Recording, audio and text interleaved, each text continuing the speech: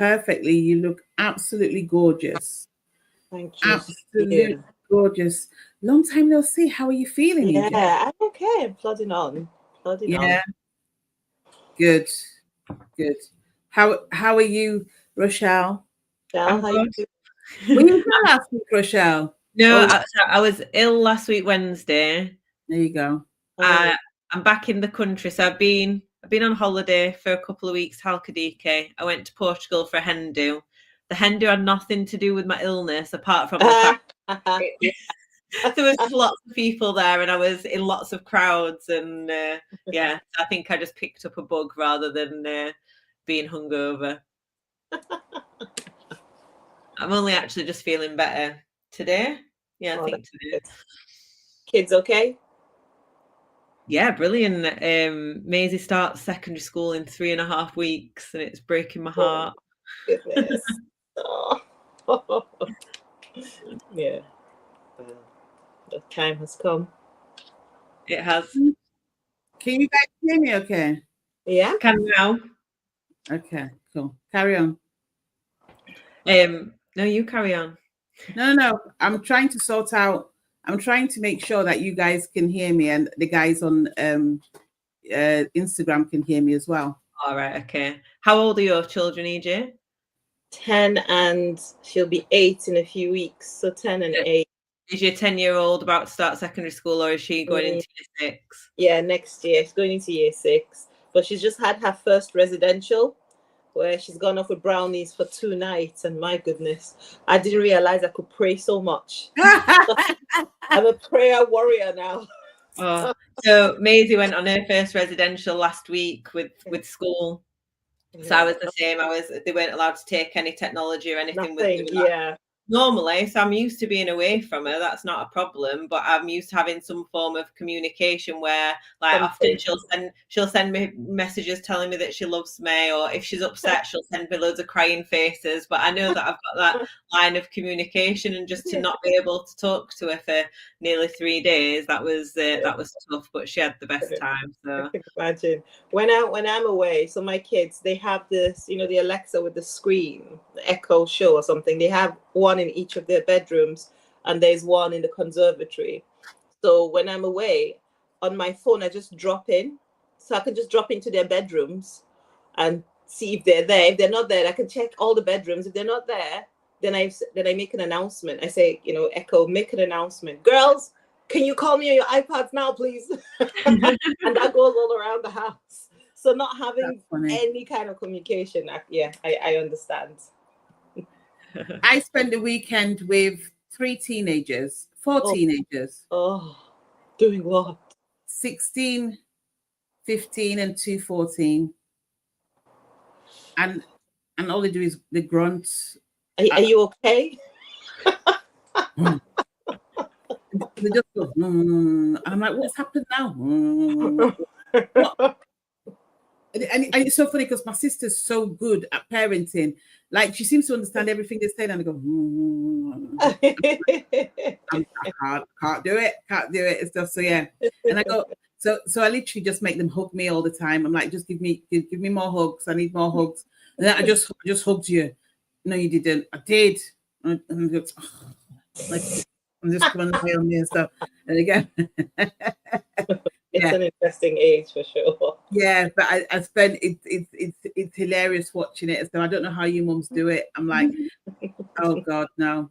It must be like when the babies and they're just learning to talk. Like, I remember, like, I understood everything that my kids said to me, and other people did not have a clue what they were saying. Yeah. Learn to understand. That's where I'm at with the kids. I'm like, I love them to bits. But I'm like, what's happened between you waking up and coming downstairs? Like, what has annoyed you? It's like they go to bed, they wake up. And I bet when they're with their friends, they'll talk so much. God. My children have such strong Scouse accents when they're talking to everybody else. Yeah. I'm so fascinated by it because I'm thinking, why are you talking like that? But that's just how I talk. No, it's not. No, it's not. No. It's their accent is so strong when they're talking to their friends. Yeah. that's really interesting. So what do they talk like at home? They still have a bit of in my ears, they still have a bit of an accent, but they talk like themselves at home. Yeah, like themselves. I like that. But which is not a Scouse accent, according to Eve. But then I'm wondering which one is themselves. I'm hoping that they're themselves at home rather than who they are outside. Yeah, it's just such strong. I know it's anybody who hears them will say they have got the northwestern accents, like a accent. But when they're in the house, I don't hear it as much. Yeah. Is that you're sort of like in your own environment then. I mean, we went to a party on Saturday, and I mean the girls, the twins especially, they wear short shorts. They wear short shorts. Are they Nike Pro? I don't know. I haven't got a clue. But you know when you just feel old. I'm like, tell me I'm old without telling me and stuff. It's like they've got short shorts on, crop tops, jackets, hair down and stuff, and they'll just start wandering off, and I'm screaming my head off going, where are you going? And my sister's like, leave dressed like that. like, where are you going? And they're just strolling the streets with their friends because it's a party, they know they're safe. But I'm sat there watching them, and my sister's like, chill. I was like panicking, and my breathing sort of like going. I was like, where are they? Don't go too far. Watch yourselves. And my sister's going. She goes, seriously, you're going to be here all day if that's what you want to do. And I was like, I better shut up then. But yeah, no. You got thrown in at the deep end. It's like as a parent, you get, as the kids get older, you get used to like the new phases, and as they like, so Maisie now coming up to turning 11, and she's starting to get little like teenage traits and things that going on. But it's quite gradual. Whereas I suppose if you don't spend much time with someone, and then all of a sudden you're like, they've got all this freedom. I know when I've been on a call with you before, Victoria, and Maisie's making some pasta, and you're like, you need to watch her with the boiling water. I'm like, it'll be all right. And I think it is difficult as a parent to give away that, like, let them be free and not control everything. And I'm like, I literally want to lock Maisie in a room. I don't want her to go to secondary school where there's mean girls, boys, like. So she goes up for 10 days before the start of the summer holidays, and I'm like, there's going to be like 15, 16-year-old boys around her. She's still 10. She's not in August. And I'm like, my baby, I just want to wrap her up in cotton wool and keep her at home. And especially when you see like lots of things like on social media and fights that are going on, and like how horrible people are on social media. Like, no, to wrap her in cotton wool, but I know she's got to go out and experience these things. It has to happen. Herself. I have to let go of that control and let her live her life. Right. Well, enough about children. You've had enough of them for 1 week. Oh my God. God knows why I'm not a mum, I tell you. It's that but you know what, my whole life I've been like, am I going to get to that day when I still go, oh my God, I should have had kids. And I didn't not have kids by choice, but I've always gone, please let me not be that woman who wakes up one day and goes, I need to have kids, because I don't know how I would be a sorry mess and stuff. And every day I thank God that I've never had that urge and stuff. Like, I'm so grateful. I don't know what I do, because I see women who desperately want children, and I'm like, I can't even take care of myself. And stuff. Like, seriously. But anyway, on another note and stuff. So let's talk about UK inflation and interest rates. So apparently, UK inflation is at 3.4%, apparently. And interest rates are locked in at 4.25%. And they're saying that apart from the fact that it's squeezing margins, it's stressing people and it's affecting their well-being even more and more. What are your thoughts, ladies? I'm sad that I understand that. I'm sad that I've got to a point in my life where this actually means something. We've got people watching, so if you're watching, hi, let us know what you think as well. Go on.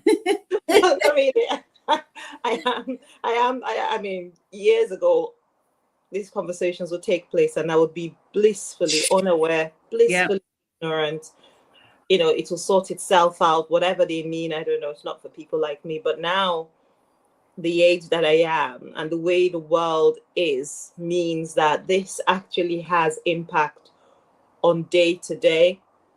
I sort of have it from a different perspective as well, with my partner who owns a factory, and you sort of hear from an employer's point of view in regard to the wages that are being paid, and then the prices that you're supposed to sell stuff, and then what it means for your bills, and then what it means for you're trying to save money and what you would have got last year versus what you'd have got. And I will adapt eventually, but I am sad that I understand what you just said. That's a really interesting take, actually, because I don't think I've heard anybody say that. Like, the fact that I understand it is what's more worrying, is that I've actually had to become more you have to grow up. And so which I'm not ready to, and what have you. It's so interesting, because when I look at it from a service perspective, I don't necessarily get the equipment apart from my computer. I don't get the equipment to go out and buy the services. My services is literally this, like what comes out of my mouth and what have you. However, I'm very aware that even things like food and just normal household stuff, like there's times when I go, I'm so blessed and lucky that when I go to my butchers, for example, I get a discount. Like they always sort of like give me like, I always get looked after basically and stuff. Like I never, even yesterday I went to buy something and the woman just gave me this, like she knocked about £4 off, and I don't even know the woman and stuff. And it's like just being in a space where people just give you stuff. I'm very lucky, because it all adds up. Like yesterday could have been an extra £4 on top of what I would have paid, and then tomorrow it's an extra £5, and then before you know it's a tenner, and it keeps on adding up and stuff. So I can see it from that perspective, but I don't hire anyone as such. I have freelance people. But Rochelle, you've got more regular people working for you, haven't you? Yeah. And in terms of like, the first thing that started coming to my mind was like how much my shopping has increased over the last few years. Yeah. So I always do my shopping online, because if I go into the shop, I will spend an absolute fortune. So I do it online, and my goal was my weekly shop, I tried to keep it under £100. So if that meant going in and just deleting a few items that I thought, actually that can wait until next week, I don't need that, or I've ordered too many bananas, so I'll cut back on that and I keep it under 100. Now on average, it's like £160 a week it's costing me to feed a family of 4. We had our shopping delivered on Thursday last week, and then yesterday morning Chris said to me, when did we have our shopping delivered? Because we've like got hardly anything left in the fridge, and it was only Tuesday, so I had to order more shopping to be delivered last night. And it's just like it's constant. And I think that obviously as the kids are getting bigger, they might be eating a bit more. Snacks.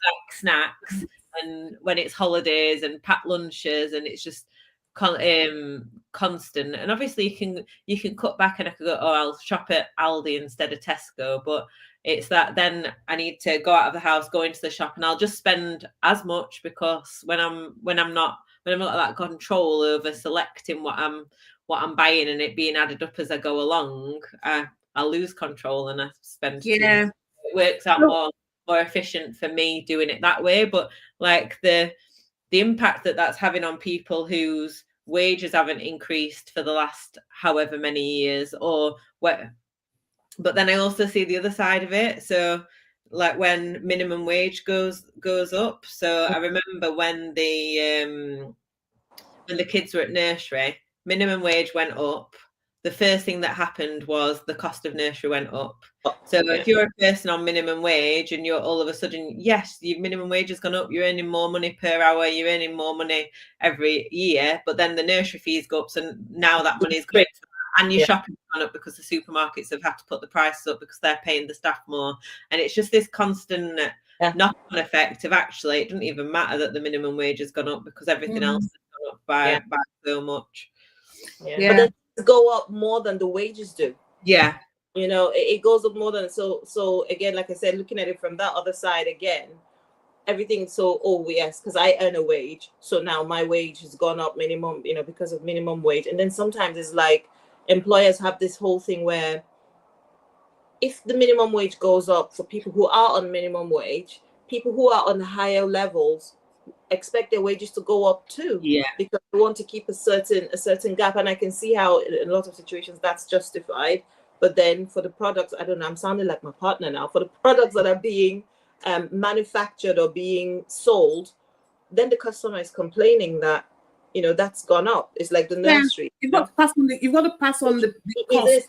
Yeah. So in the end, everybody just ends up not better off in any way. And you're wondering, well, what is the point of the whole thing? Because there's nothing that feels like it is for us. And I'm talking as an employee, to be honest. Never mind my business, where people don't want to spend money now because everybody's having to buckle up a bit. But as an employee, it feels like I do the work, I get my pay. And then they say, oh, the minimum wage has gone up. I'm thinking, why?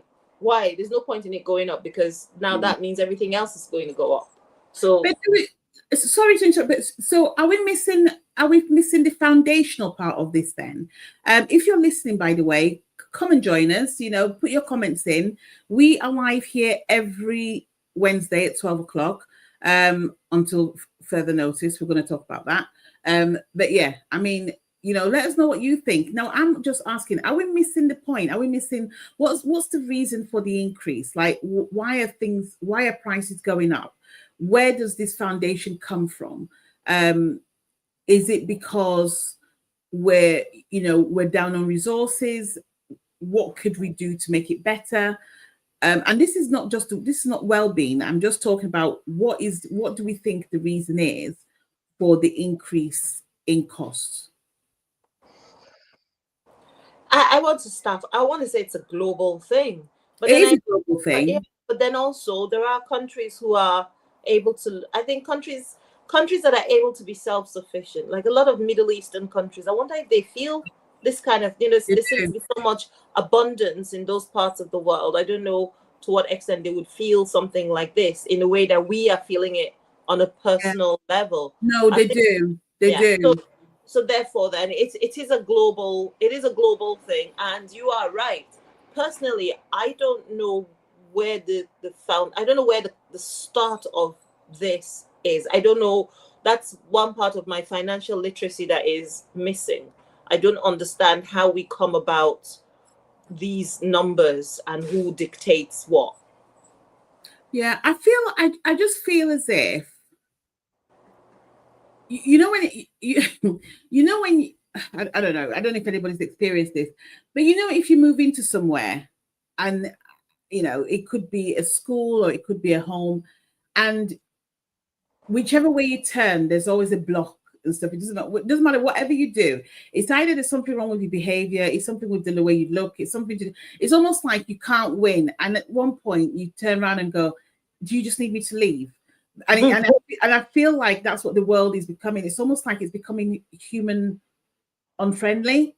And so it's like, I'm almost like, I don't understand what the options are, because, you know, my be working against you. Right. So my mum, you know, my mum lives in Cameroon, and, you know, you used to be able to get like a bunch of plantains. If you don't know what plantains are, I manage a bunch of banana. Like, I'm not talking just a hand of bananas. I'm talking like the whole thing. Yeah. You used to be able to get a bunch of plantains for about 2,000 francs, which is about £3 or something. Now you could pay up to £20,000 for a bunch of plantain. Like and it's increasing, but it's not just that. It's like they've started introducing things where they can check how much money's in your bank account. And I see that even happening here. And it's almost like we're entering into a Big Brother society where it's almost becoming impossible for you to reach the levels of financial independence, and I'm guessing at some point emotional independence. And I'm just wondering, I wonder what's happening to cause that, because it's happening everywhere. Yeah. Rochelle, do you have any answers to that? I definitely don't have any answers. I feel like it's one of those things. Everyone wants to have more money. Everyone wants to strive to do better and to earn more, and they want more. We want more holidays. We want more. We want to drive nice cars. We want to live in bigger houses, and that's one thing that I've noticed lately. So on our road, there's a big, massive new build estate, and I think there's over 100 houses on this estate, and they're all big 4 and 5 bed houses up for a 500 grand, which where we are is quite expensive for a house. But people are buying them, but what they're doing is they're getting massive mortgages on them, so they might put like a 10% deposit down, and whereas in the past people would have gone, so I've got £50,000, I'll buy a house for 200,000 or 300,000, that'll be a nice size house, and as I get older and I pay off my mortgage and I get equity in that property, I'll then move into a bigger house and I'll move up gradually, and eventually I'll own my house outright. Whereas everyone wants everything now. So you're going, right, I'm a 30-year-old. I want to have that house that I would have, my parents probably didn't get until they were 50. I want to have that now. So we're trying to race ahead, and to do that we need more, and we want the nice holidays, and we want the nice cars that previously we would have saved up and built up towards. So very true. That's one of the things that's happening. That's probably why you're seeing it in all these different countries, because the people selling the plantain are going, well, I want to make more money. And we do it in our business. Like, I've increased my prices in my LinkedIn training business significantly over the last year, as I've built in confidence, and I know I'm learning my value, and you're learning what people are willing to pay. So think people increase, and you go, is it greed, or is it knowing your value? I tell you what, that's such a good point. And I nearly put up a post yesterday, but I had to check myself. You put up so many posts, EJ, stuff. There's so many posts that you've got to say that you don't know which one to choose from. I tell you. So I was going to say something, because I saw a video that disturbed me, and there's some conflict in my country at the moment. And I get quite emotional because I saw some really horrific videos. And I got these videos on the same day that I got videos of the charity work that we're doing. Yeah. And the reason I didn't put this specific post up was because it came across as a bit self-righteous. And I was going to say that a lot of us now are so fixated on building our individual empires that we're forgetting to build our communities, because that is where the balance we've just completely skewed how things are meant to be. We forget that if everybody is doing well, it'll be easier for us to do well too. So the hustle culture seems to be coming back. We are all entrepreneurs now. We all want as much as we can get, and we want it right now, and we want a lot of it. Whilst there's nothing wrong with that, and we should be able to build as much wealth as we're willing to work for, that's absolutely fine. I mean, I want to live in a castle if I can afford it, and I want to drive an aeroplane if I can. I want the nice things, but I forget that we forget that whilst we're doing that, we also need to have a heart to build the community. And if each person has that balance, I think whilst we're serving, we're also building. I think the world will feel better. But now it feels like a race. It feels like we're all trying to get as many zeros in our bank account as possible. But we're forgetting people who may not be able to do as much. And I feel like that's how these numbers just keep creeping up, and it just keeps feeling like an attack, because it is literally like this race. So we're comparing ourselves to one another. Oh, she has this, I have to get that. She has this, I have to get that. Yeah. The human culture at the moment. Yeah, I hear you. It is. We have turned into a community or an economy or a world of instant gratification. And you know what? It's so funny, because as you're speaking, I'm going, well, I'm guilty of that, because I remember going contracting very early on in my career. It's one of the reasons why I progressed so quickly, because, I got introduced to contracts, and I was like, well, do you know what? I'd rather take, $1,000 a day than get told that, oh, you can get it as you build your way up through the normal route of corporate and what have you. And as a result of stuff, it's like the money was always in the account. Like it literally was like, there were times when there was so much money you didn't know what to do with it. So I almost feel guilty about that. But here's another thing as well, though, is that people are still buying.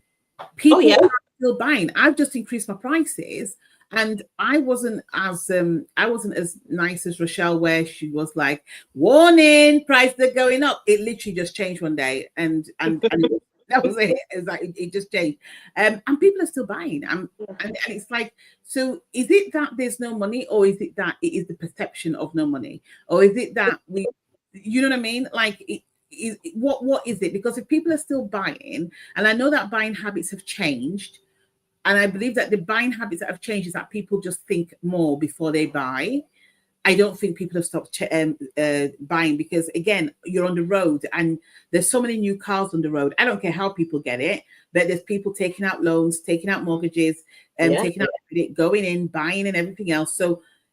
So whoever is in control of inflation and interest rates, are they looking at it and going, well, as long as people are going in and buying new cars and they can afford, I don't know, a £5 banana bunch.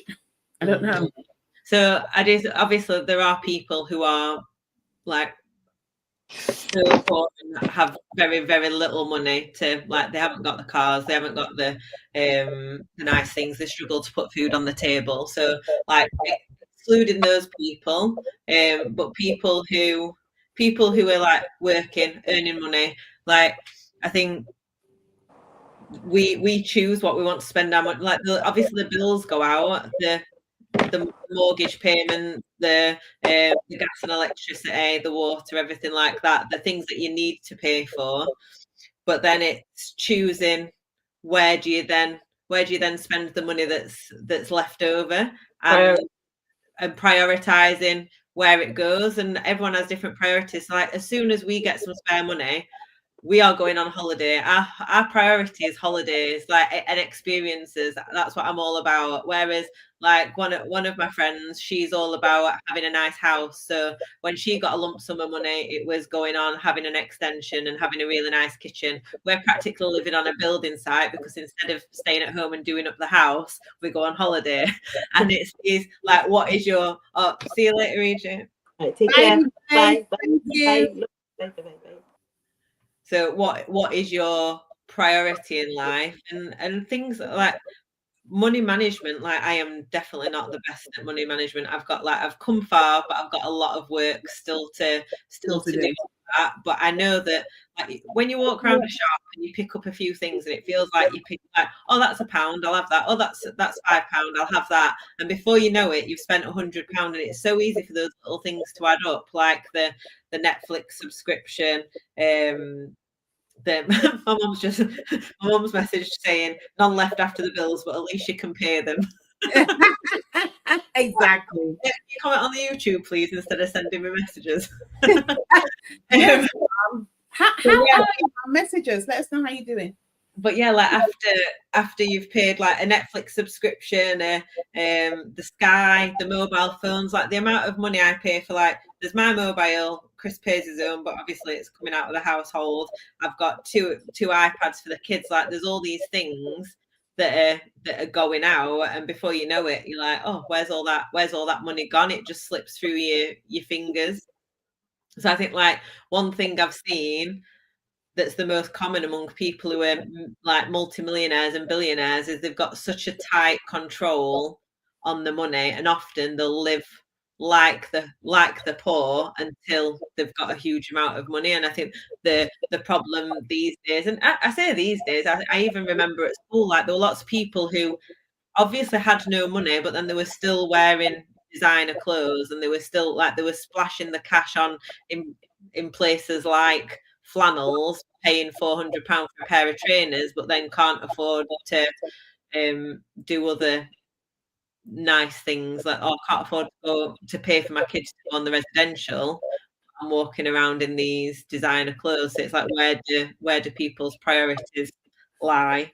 Yeah, I think you've got, so it's funny, I was just saying having a conversation with my sister earlier on this morning, and there was a video on YouTube. So there's completely different topics here, but there's one girl actually on YouTube who talks about the things she no longer buys now that she's no longer in debt. So she's worked really hard to sort of like get rid of debt, and she actually wrote down the things that she doesn't do. Like, and it was quite interesting how her buying habits have changed. But then you talk about people who are rich and who don't dress as wealthily as the people who are broke. And I believe, based on the video that I saw, and I'll tell you about the video that I saw, that people, I think you get a lot of people who don't have money or constantly don't have money, so they want to feel better. So it's like you said to me the other day, on my birthday, you're like, oh, why don't you just go buy yourself something nice? I was like, I don't understand what that means. And you're like, well, treat yourself, just get yourself something else. And I'm like, now, there used to be a time when I would do that. There used to be a time when I would literally go out and just go shopping for shopping's sake and what have you. I don't do that anymore, because what I've realized is that half of those stuff that I've gone and bought for shopping's sake are still in suitcases somewhere in my garage, never worn, you know what I mean? Never used and stuff. And it's like, I'm giving them away to charity. So I don't do that anymore. I only buy what I really, really need. And I think it's about prioritizing what it is, what's important to you. Yeah. Now, you get people who go, yeah, but I really want this. But the thing is, it's just that instant gratification where you feel better once you've bought it. Then once you've bought it, that excitement goes. They call it the dopamine effect, where it's like you've bought it just to prove that you can. Yeah. And then once you've got it, you don't want it anymore. And with the billionaires and millionaires, I think what tends to when I'm talking about the billionaires and millionaires, I'm talking about people who are used to being rich. Because Cody Sanchez actually said that you can tell the newly rich versus the old rich, because the newly rich will still spend money as if it's going out of fashion.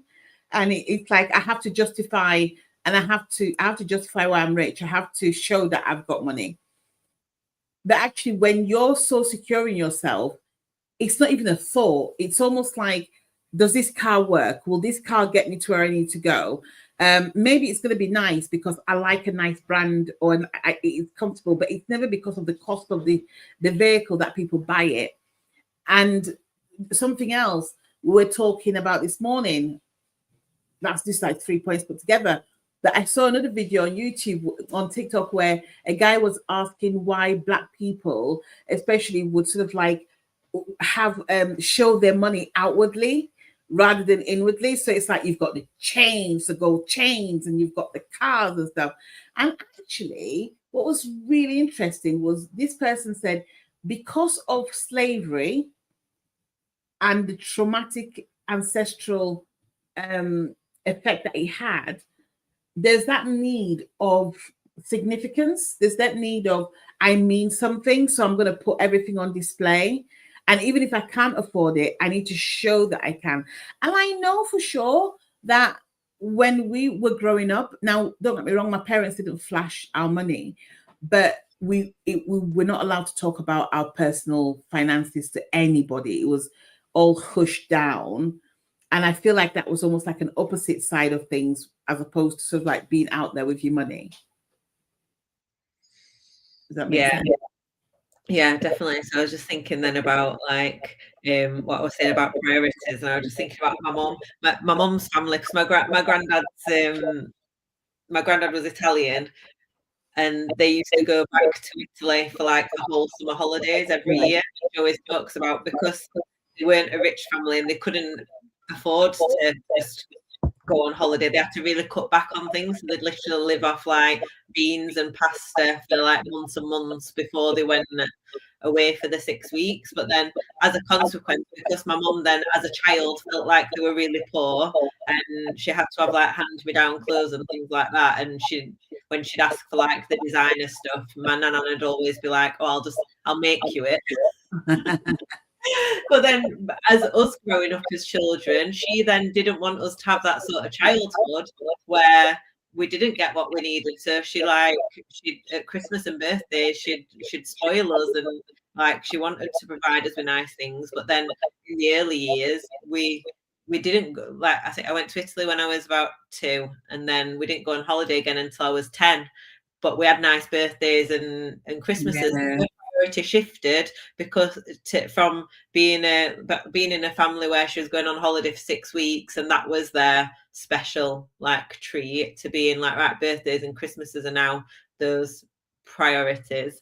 And then I'm thinking, like, how did that then impact on like how I treat my children? Like, birthdays and Christmases are a big deal, but I want both those things. I want to be able to take the kids on holiday lots and to be able to spoil them on the birthdays and Christmases. And I think, but then it's like, then when does it stop? And we've actually been talking while we were on holiday. We were talking about the kids and how they take holidays for granted.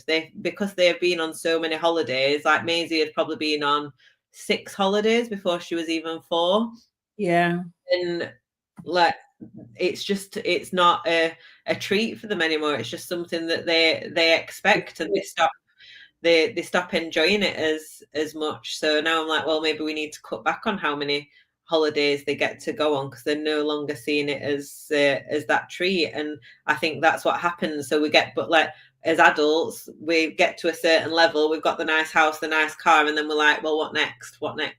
And that's what the kids are doing. This holiday isn't good enough for us. What else can we have? We want more stuff. We want more stuff, to, like what you were saying about that dopamine rush of just wanting more and more. And when you look at people, like I watched, I think it was last year, the David Beckham program, where it went into their lives, and he'd got this really nice like farmhouse and stuff, but one of his favorite things to do was to go out to this little man shed thing that he'd got, and he'd got like a little oven, and he was like cooking mushrooms on it and just seasoning it in different flavors. And like, it's gone full circle from working really, really hard to get all this money to then having just like a really simple life. And I think that's what most people with a lot of money end up like wanting. It's that you reach the top and then go, oh, I've reached the top, what next? Oh, actually, I just want to have a really simple life.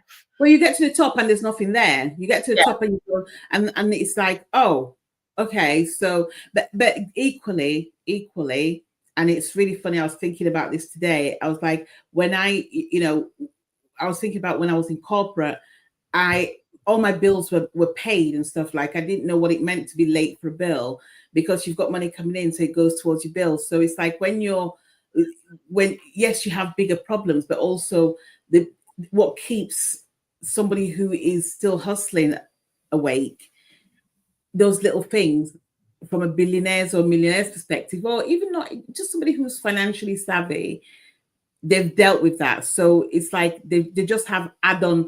It's more superficial problems, as opposed to, oh, I need to pay my rent, and I need to pay my mortgage, and I need to, you know what I mean? Like, there's all those other things that add on and what have you. But it is full circle. Interesting conversation. It is. Yes. Well, let us know what you think. Type below. We will be here, oh God, next Wednesday. What is next Wednesday? Let me say this. Let me just check before we come back, because I don't think I'm here. What? I know. About you. So you guys... you guys might have to do it without me, but I think next Wednesday is oh God, this is me trying to work this out. So I think next Wednesday is the 25th. I will not be here. But what are you doing? I am at Impact Live. If you've not heard of Impact Live, that is Nicola Rowley's event in Sandown Racecourse. It's gorgeous. I don't know if there's still tickets there, but it's where she brings in some incredible journalists for you to speak to. And then you end up being in the newspaper and in magazines. So it's really, really good. I'm going to be there all day.